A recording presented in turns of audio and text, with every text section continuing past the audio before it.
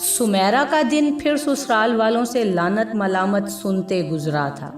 उसकी सास और नंदें उठते बैठते उसको जताती, बहू ये तुम्हारा और तुम्हारे अब्बा का घर नहीं है जहां तुम जो चाहोगी करोगी। आज तो मामूली सी बात पर सबने इतना बतंगड़ बनाया कि उसके 1000 बार माजरत करने के बावजूद उसकी सास नंदों के मिजाज दुरुस्त ना हुए थे। जैसे जैसे अकील के घर आने का वक्त हो रहा था, सुमेरा का दिल बैठा जा रहा था। अभी अकील ने घर में कदम ही रखा था, सुमेरा की सास और नंदों ने तूफान बर्पा कर दिया। अकील उस पर चील की तरह झपटा। उसने सुमेरा की बात सुनने की भी जहमत नहीं की। उसके बाल पकड़ उस पर तरड़ तरड़ थप्पड़ों की बारिश शुरू कर दी। आज उसका गजब ही अलहदा था। जब वो मार मार कर थक गया तो उसने कहा कि मैंने तुम्हें तलाक दी, मैंने तुम्हें तलाक दी, मैंने तुम्हें तलाक दी। सुमेरा लपक कर उसके कदमों में गिर गई, मगर उसकी दुनिया तो लुट चुकी थी। उसकी नंद ने उसका हाथ पकड़कर उस दरवाजे से बाहर कर दिया और कहा कि दफा हो जाओ हमारे घर से, अब मुंह ना दिखाना, कहीं और जाके मुंह काला करो अपना। यूं जिस घर में वो 6 माह पहले शादियानों के साथ अरूसी लिबास में मलबूस जेवरात से लदी फदी हुई आई थी, आज उस घर से उसको खाली हाथ तलाक का दाग देकर धक्के मारकर निकाल दिया गया था।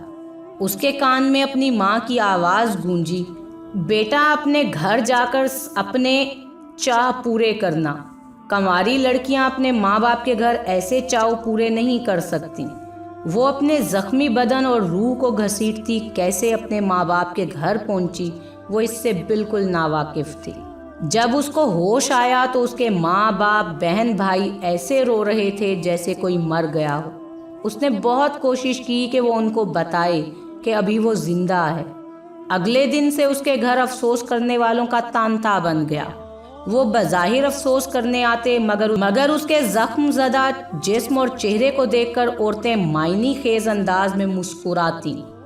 उसको अपनी बदकिरदार होने का ताना भी सुनना पड़ा। कोई भी उसकी बात मानने पर आमादा ना था कि एक सालन में नमक तेज होने पर उसकी जिंदगी में ये जहर घोल दिया गया है। कोई उसकी बात सुनने या समझने के लिए तैयार नहीं था कि अकील की माँ और बहनों ने उसे सोचे समझे मंसूबे के तहत तलाक दिलवाकर घर से निकाला है। उसकी माँ को उससे हमदर्दी थी, मगर उसके अब्बा को तो ऐसे लगता था कि जैसे वो उसको जानता ही ना हो। भाइयों और भाभियों के तेवर खराब तरीन थे। बहनें उससे हमदर्दी करती तो उनको भी झाड़ पड़ती। ऐसा लगता था जैसे उसको कोढ़ हो गया हो। उसके बाबुल का घर पराया हो गया था। हर नज़र में उसके लिए शक था। आज नाइमा के ससुराल वाले आए और बगैर किसी वजह के अंगूठी वापस करके रिश्ता तोड़ दिया। आज जिंदगी में पहली बार अम्मा ने उसको मारा और बार बार कहा, तू मर ही क्यों ना गई अपने घर में। सुमेरा एकदम से चिल्लाई, अम्मा मेरा घर इस दुनिया में है कहाँ? ये घर मेरे अब्बा और भाइयों का है। वो घर अकील और उसकी माँ बहनों का था। मेरा घर कौन सा है अम्मा? अम्मा के हाथ रुक गए। बाहर आते अब्बा और बाबा भी शर्मिंदगी से बगलें झांक रहे थे। सवाल तो अब भी वही है, औरत का घर है कौन सा?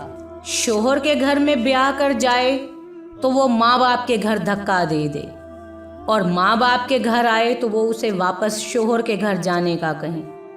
औलाद जवान हो जाए तो बेटों का घर हो। आखिर औरत का घर है कौन सा?